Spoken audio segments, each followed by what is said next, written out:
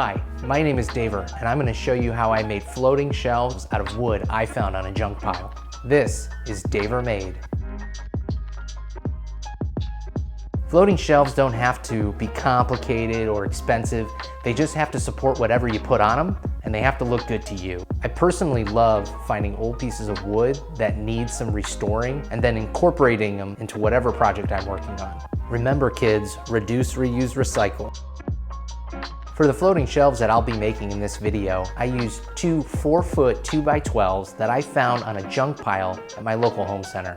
There were a lot of garbage boards in the pile, but after going through it, I found a couple of good boards that I thought I could bring back to life, and the great thing was that they only cost me 55 cents each. But enough talking, let me show you how I did it.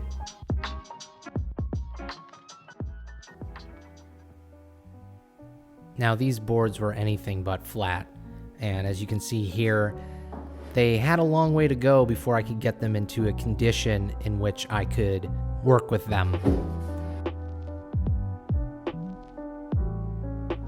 I'm trying to assess how much I would need to flatten these boards. And right here I'm using a DIY jointer sled or jointer jig.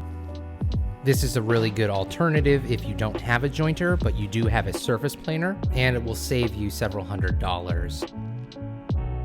I'm cutting off the excess piece that hangs over the sled, and also just cutting this down to the final length that will be on my wall.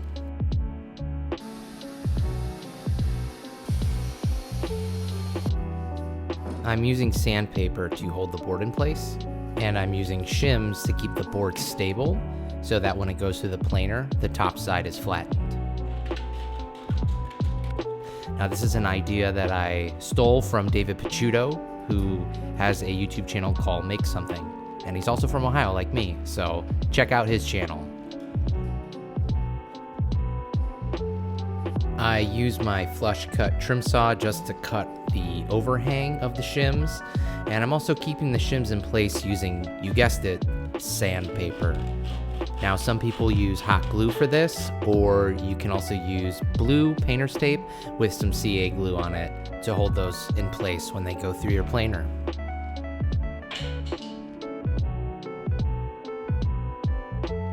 This is the first time I've ever used this sled, so I wasn't really sure how this was going to turn out, and I was a bit nervous. But you use the tools that you have and work with what you got. I should put that on a t-shirt.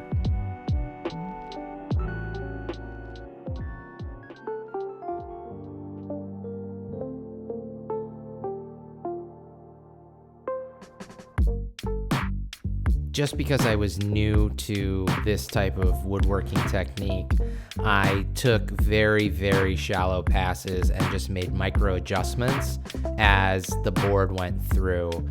I really didn't want to take too much off. I just wanted to take enough off to make it flat on one side.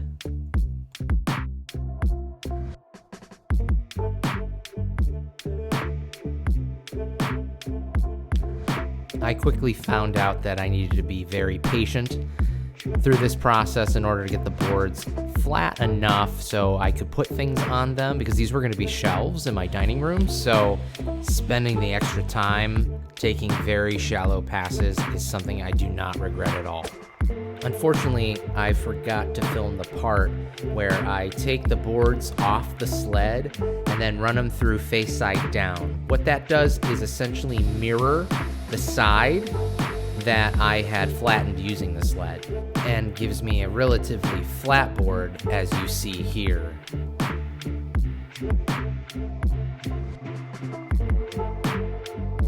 In order to clean up the edge that would be against the wall, I ripped just a little bit off each board on my table saw.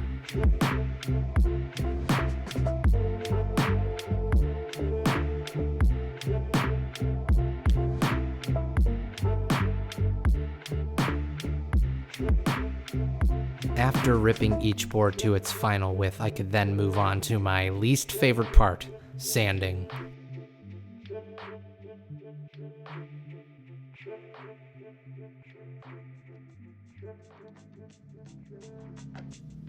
In order to make my life easier when sanding, I use drawer liners that I found for about $1, and they are really good at holding my workpiece in place when I sand.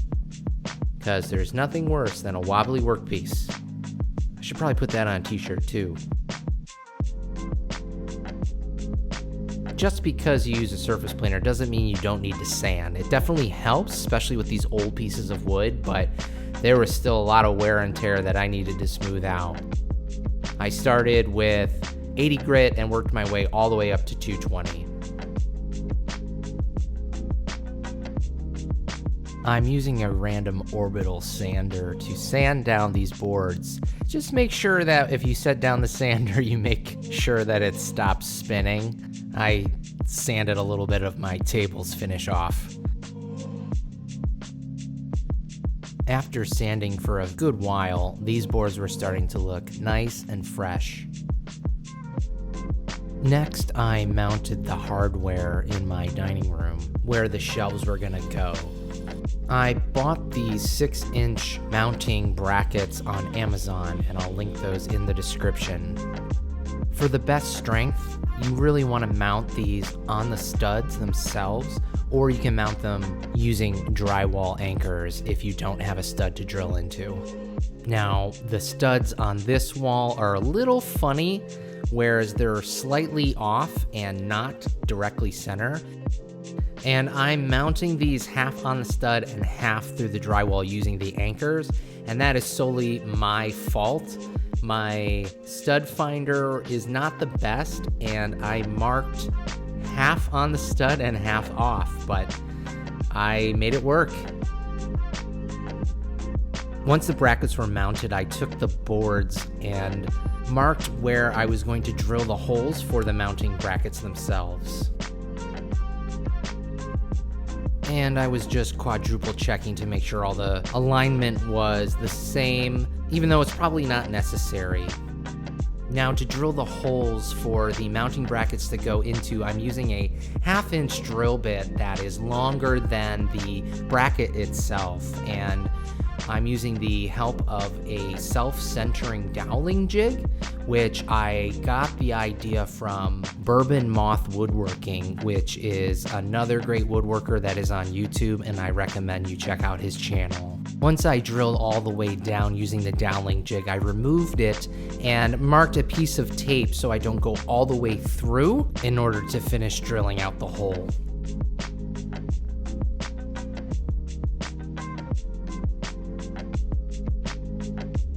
Here I'm just kind of opening the end a little bit so I can get the brackets on a little bit easier.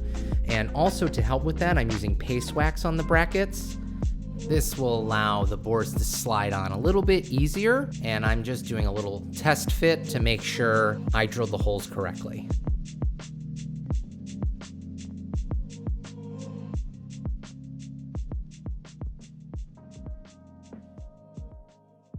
One downside to using pine in a project is that it's a challenge to stain sometimes, so I'm using a pre-stained wood conditioner here, which should help the stain go on more even and cleaner.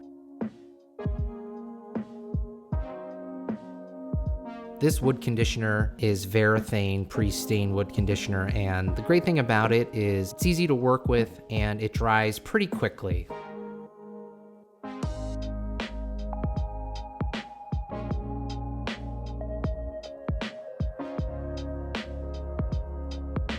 To stain these shelves, I'm using Minwax wood finish in the dark walnut color. And as you can see here, it goes on so much easier with that wood conditioner. And I was really impressed with how this color looked and how easy it was to apply.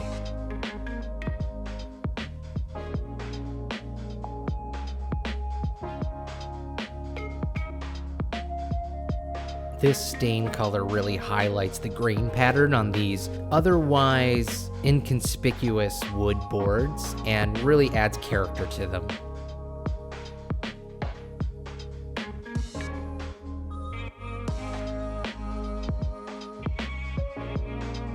To add some protection for these shelves, I'm going to add a few coats of shellac, which should give these shelves a nice sheen and allow that color to pop a little bit more.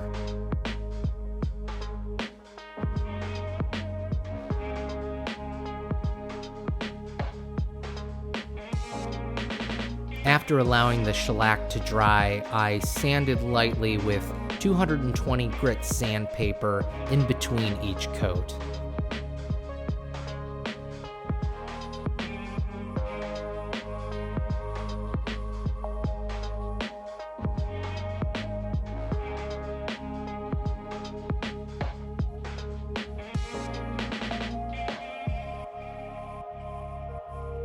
Once the last coat of shellac finished drying, I was ready to put these shelves up. I did not get footage of that, but I just added paste wax again and slid them right on. Now here I am adding a wine glass, champagne glass holder to the bottom of the bottom shelf. And this will just allow me to have easy access to stemware and not have it hidden in a cabinet somewhere.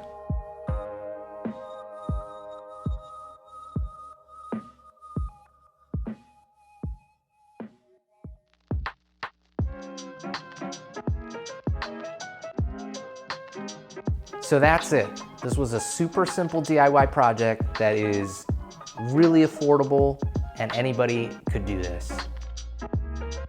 It doesn't take a master woodworker to do this project. You're just using 2 boards. There's very minimal cutting, no joinery, and just a little bit of some elbow grease and sanding and finishing. So I hope that you got something out of this video and it inspires you to find some junk wood, reclaim some old stuff, and make something out of it. Once again, thanks for watching. My name's Daver, and until next time,